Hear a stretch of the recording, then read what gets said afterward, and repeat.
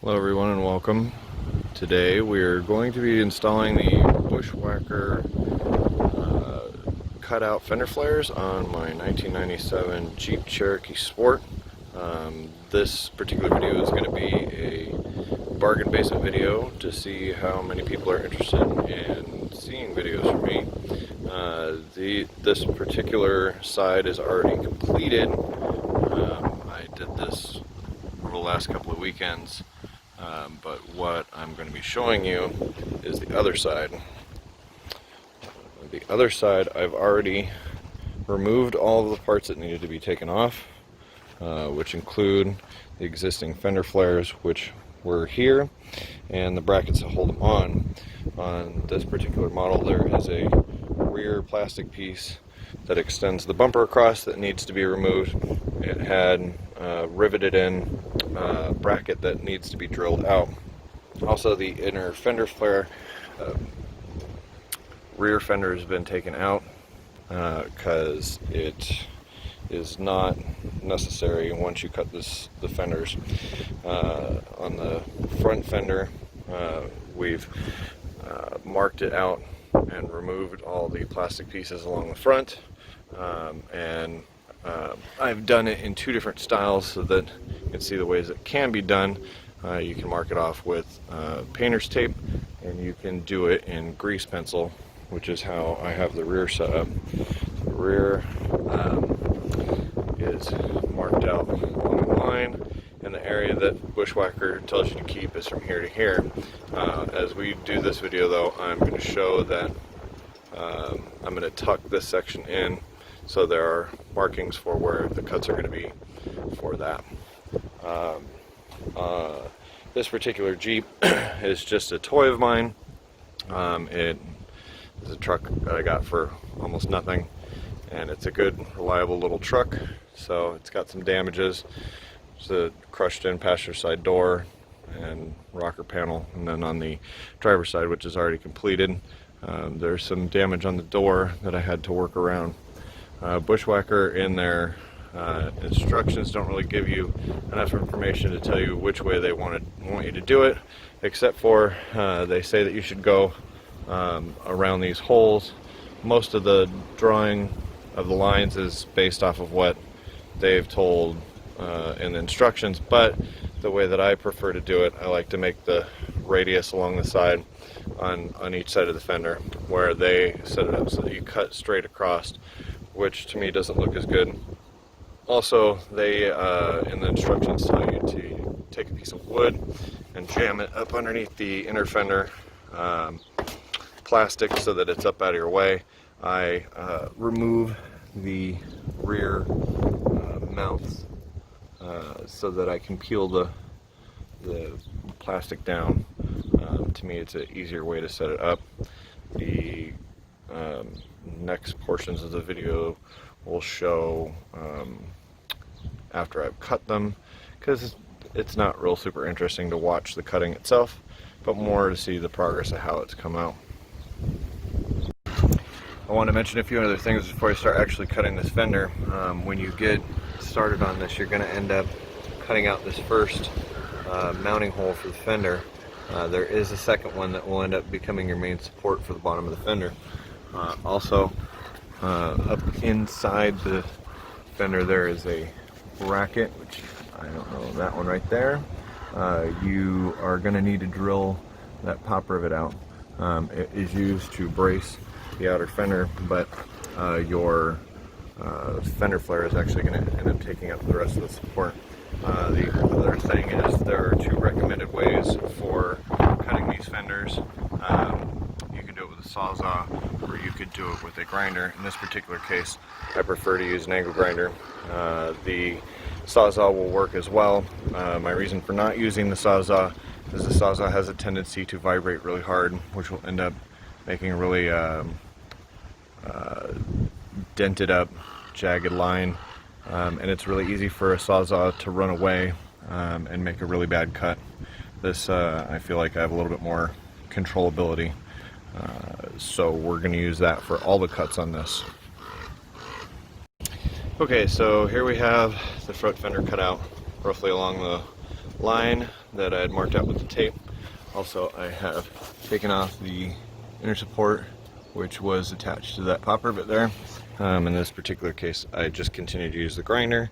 I cut the bracket off and ground through the popper bit. The other thing that isn't necessarily required or expected is there's a inner support that holds the outer part of the body together.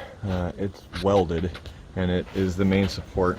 You can't take it off, but what I like to do with these is I like to cut right along here and notch it back so that I can roll this piece back and up against the body.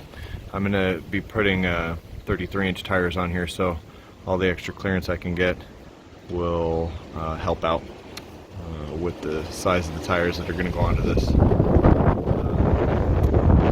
next I'll have this taken out, this rolled back, and this edge cleaned up, no more tape on it. Here it is with the fenders completely cut and cleaned up and painted. When I got done cutting it, I took a flat wheel and cleaned up the inside edge and then painted everything. The inner fender is now tucked back to accommodate the 33-inch tires that I planned on putting in here.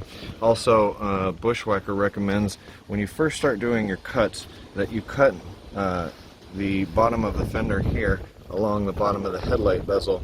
On this particular setup, it's not necessary because all you have to do is remove this bolt back here behind this tab, and it'll allow you to peel the fender down. This particular car, I don't really care if the bumper cover is messed up because I'm going to be either cutting it off here or eventually I'm going to end up putting a off-road bumper on it, so it doesn't really matter. But it is important to make sure that you get paint or primer or something along this edge to clean it up so that you don't have a possibility of rust getting in behind your new fender flares. So make sure anything that has been beat on or cut and is missing paint is covered up.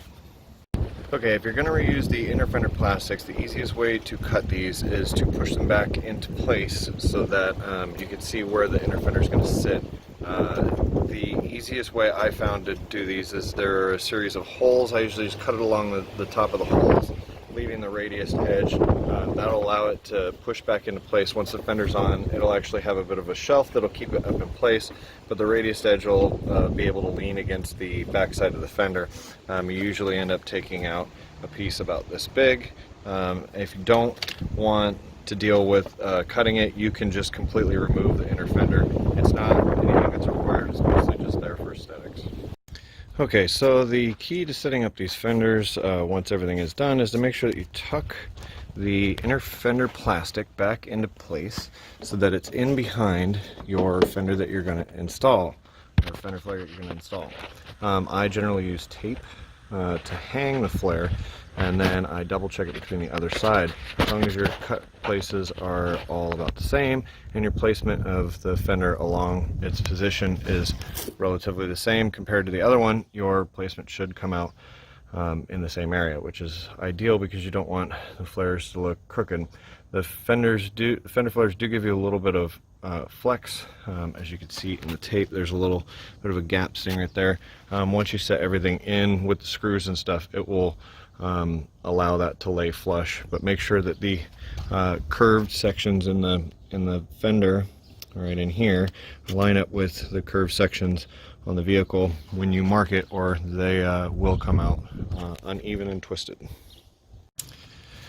Once you have measured for where all the holes are going to be, you need to take the fender back off, the fender flare back off, and drill the holes out.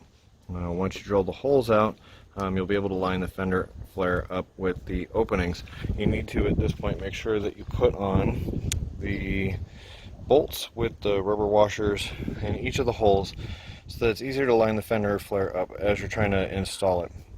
At this time, it's the same point that you would also put this 3M tape. Now, the Bushwacker videos that they make about installation, they act like this stuff is the greatest stuff since sliced bread, but the problem is this stuff is actually kind of garbage. The sticky stuff only is really sticky once. You need to be really careful with how much of it you put on there. If you cut more than an inch or so of material for this stuff, they won't have supplied you with enough to do all of the flares. So make sure you give yourself a little extra, but don't go much beyond the amount that is needed for the top edge of the flares up to the curves.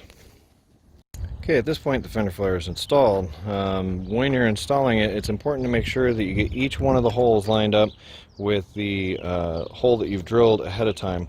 Line everything up, get them started, and then slowly walk each one of the holes up, or each one of the bolts up. Making sure not to over tighten them. If you over tighten them, you'll actually strip the holes out and then you'll have a loose screw that's hanging around in there.